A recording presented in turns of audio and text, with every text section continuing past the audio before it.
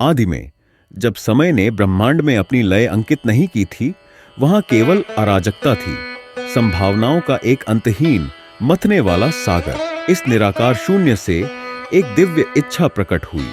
सृष्टिकर्ता भगवान ब्रह्मा, जो भगवान विष्णु की नाभि से उत्पन्न कमल पर बैठे थे, ने अपनी चेतना को अस्तित्व की अनंत संभावनाओं के लिए खोल दिया। जब ब्रह्मा ने ब्रह्मांड की कल्पना की, तो उनके विचार सृजन की साधारण क्रिया से परे चले गए। उनके मस्तिष्क के मूल से वह प्रकट हुई सरस्वती, ज्ञान और शिक्षा की देवी। उनका प्रकट होना कोई साधारण घटना नहीं थी, यह सृष्टि की बनावट में बुनी हुई नियति थी। सरस्वती दिव्य बुद्धिमत्ता की अभिव्यक्ति केवल ब्रह्मा की रचना नहीं थी, वह उनकी सहचरी थी, अराजकता में व्यवस्था लाने की उनकी आकांक्षाओं का प्रतीक। ब्रह्मा के विचारों से जन्मी सरस्वती उस अराजकता का उत्तर थी जो नवजात ब्रह्मांड को घेरे हुए थी। वह केवल एक देवी नहीं थी, वह विवेक का सार थी, ज्ञान के प्रवाह की प्रतिमूर्ति। ब्रह्मा ने अपनी सृष्टि में संतुलन की आवश्यकता को पहचानते हुए सरस्वती को अपनी सहचरी बनाया, इच्छा से नहीं बल्कि आवश्यकता से।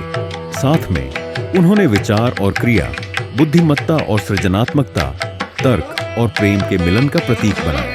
कहते हैं कि सरस्वती के संगीत ने ब्रह्मांड को लय दी, सृजन की कच्ची ऊर्जा को समरसता में मार्गदर्शित किया। आकाशगंगाएं, तारे और ग्रह उनके संगीत पर नृत्य करते हुए दिखाई दिए, उनकी अराजक गतियों को अस्तित्व के एक सिंफनी में संरेखित करते हुए। जैसे ही ज्ञान का प्रथम प्रकाश ब्रह्मांड में प्रकाशित हुआ, सरस्वती की भूमिका स्पष्ट हो गई।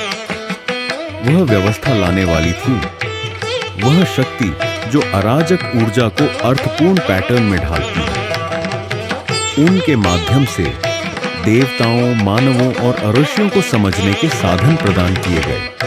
उनमें सृष्टि ने अपना उद्देश्य पाया, उनमें अराजकता ने स्पष्टता पाई। सरस्वती केवल एक देवी नहीं थी, वह धागा थी जिसने अस्तित्व की गाथा को बुना, यह सुनिश्चित करते हुए कि ज्ञान उस पवित्र नदी की तरह, जिसका नाम उनके नाम पर है, अनंत काल तक प्रवाहित होता रहेगा। और इस प्रकार सृष्टिकर्ता के विचारों से वह प्रकट हुई, सरस्वती, वह देवी जिन्होंने ब्रह्मांड को उसका गीत दिया।